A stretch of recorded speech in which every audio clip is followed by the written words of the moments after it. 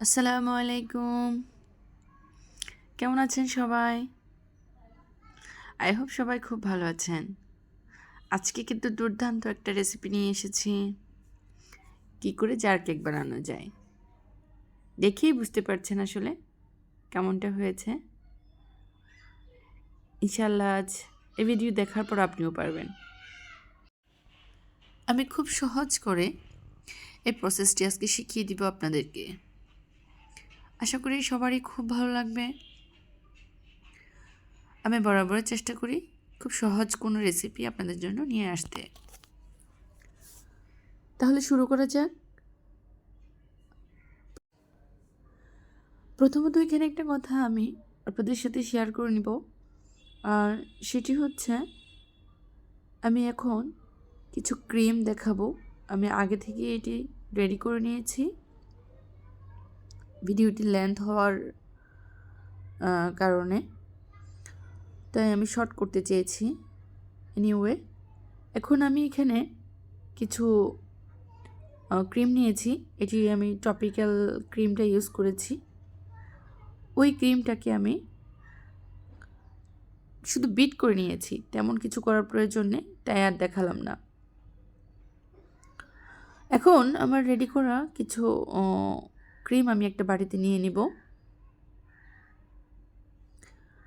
আমি এখানে একে একে 3 থেকে 4টা বাটি সাজাবো। আর এগুলো কেন নিচ্ছি, মূলত এগুলোকে আমি কালার করব। আপনারা যে যার মতো করে পছন্দ, আপনাদের যে কালারগুলো সেগুলো দিয়ে আপনারা কালার করে নেবেন। আমি যে প্রসেসে দেখাচ্ছি ঠিক সেম ওয়েতে। আসলে এখানে ক্রিমটা আগে থেকে করে নিলে হয় কি, আপনার সেটিংটা ভালো আসে। ইনস্ট্যান্টও করা যায়, বাট এটা যদি আপনি আগে থেকে ক্রিম করে রাখেন দেন খুব ভালো একটা রেজাল্ট পাবেন। তাই চেষ্টা করবেন যেন এটা আগে থেকে রেডি করা থাকে। এনিওয়ে, এখন আমি ফুড কালারগুলো দিয়ে একে একে সবকটা মিক্স করে নিব। খুব বেশি দিব না, এগুলো 1 থেকে 2 ফোঁটা দিলেই ভালো একটা কালার চলে আসে।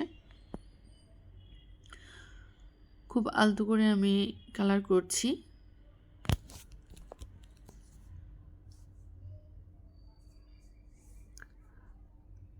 আশা করি দেখেই বুঝতে পারছেন।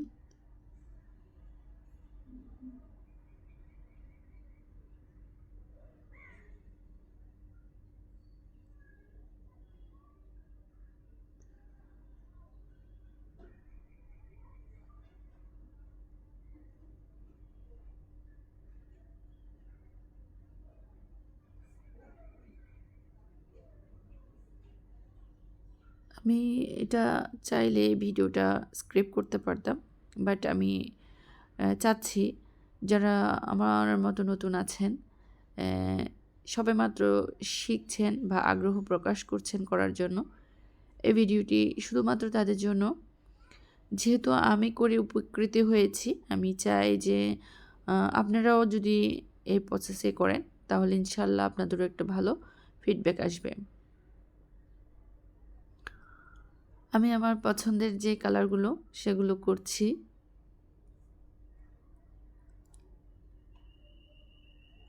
আমি যেহেতু অল্প করেই বানাচ্ছি, তাই আমার ক্রিমটাও খুব অল্প লেগেছে। যারা বেশি করে বানাবেন তাদের আরও বেশি করে নিয়ে নিতে হবে। এনিওয়ে, আমি এখানে 2টি পাইপ অ্যান্ড ব্যাগ নিয়েছি, আর ভিতরে দিয়ে নিয়েছি নজেল। আপনারা যে যার মতো করে নজেল নিয়ে নেবেন। আমার কাছে যেগুলো ছিল তার মধ্যে থেকে আমি 2টি নজেল চুজ করেছি। আচ্ছা, এই 2টা দিয়ে আপনাদেরকে আমি জার কেক ডেকোরেট করে দেখাবো। এখন আমি এগুলো কালার করা ক্রিমগুলো পাইপ অ্যান্ড ব্যাগে নিয়ে নিচ্ছি। আশা করি আপনারা বুঝতে পারছেন আমি কিভাবে নিচ্ছি।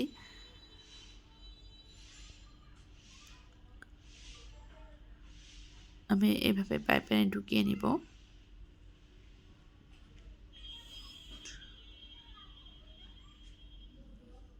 আমি এভাবে একে একে সবকটা পাইপেন রেডি করে নেব। আর আমি এগুলো রেডি করে ফ্রিজে ড্রিপিং করব ম্যাক্সিমাম 1 ঘন্টা কি আধা ঘন্টা এগুলো সেট হওয়ার জন্য দিব। যেহেতু আমরা কালার মিক্স করেছি তাই এখানে একটু লিকুইড ভাব মানে চলে আসে, তাই আমি চাই যে এটি আর একটু ফিট হোক। এখন আমি এটা ফ্রিজে রেখে দিব আধা ঘন্টার জন্য। এখন এখানে আমি আধা ঘন্টার এটা ফ্রিজিং হতে হতে আমি এখানে কিছু কাজ করে নেব। এখানে আমি কেকগুলোকে স্লাইস করে কেটে নিয়েছি। কেকের রেসিপি আমি এর আগেও দিয়েছি, আমি চাইলে আবারও দিব। যদি কারো কেকের রেসিপি প্রয়োজন হয় অবশ্যই আমাকে কমেন্ট বক্সে জানাবেন। যেহেতু ভিডিওটা লেন্থ হয়ে যাবে আমি এই জন্য কেকের রেসিপিটা সাথে অ্যাড করিনি। এনিওয়ে এখানে আমি কিছু কেক যে কেকটা আমি স্লাইস করেছি সেটাকেই আমি স্লাইসের পিসগুলো নিয়ে বাকিগুলোকে আমি ঝুড়ো করে ফেলছি হাত দিয়ে, দেখেই বুঝতেই পারছেন। এটাকেও আমি কাজে লাগাবো। এখন আমি আমার মতো করে গোল রিং শেপ নিয়ে নিয়েছি, আপনি আপনার মতো করে শেপ নেবেন। আমি একটু দেখিয়ে দিচ্ছি।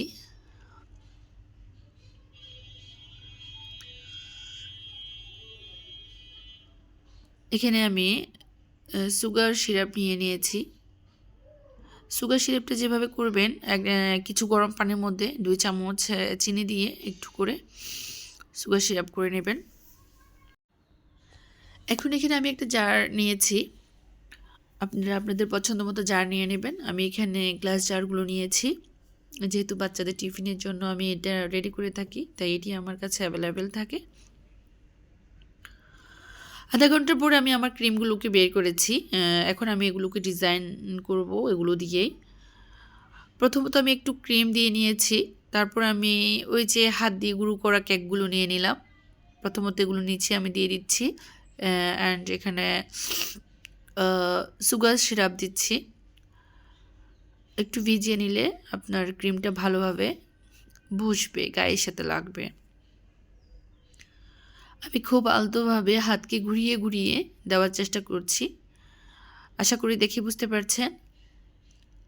দেন আমি আবারও কিছু ঝোড়া কেক এখানে দিচ্ছি। আমি আবারও এখানে ক্রিম দিয়ে নিলাম।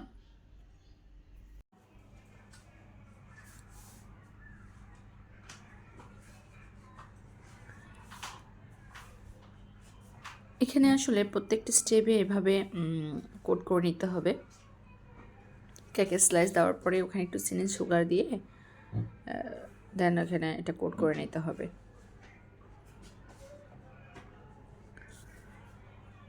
এখন আমি ফিনিশিংটা দিব। এখানে আমি আগে থেকে রেডি করা যে ক্রিমটা ছিল, কালার মিক্স করে রেখেছিলাম, সেটা দিয়ে এখন আমি এখানে ডিজাইন করে নেব। এটা যে যার মতো করে করবে, কোনো প্রবলেম নেই।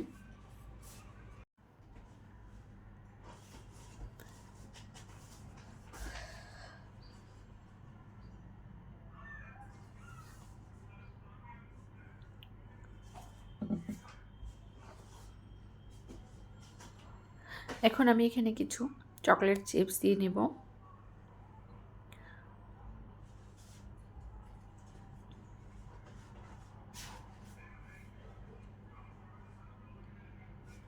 এগুলো দিতে হবে এমন কোনো কথা নেই, এগুলো হচ্ছে অপশনাল।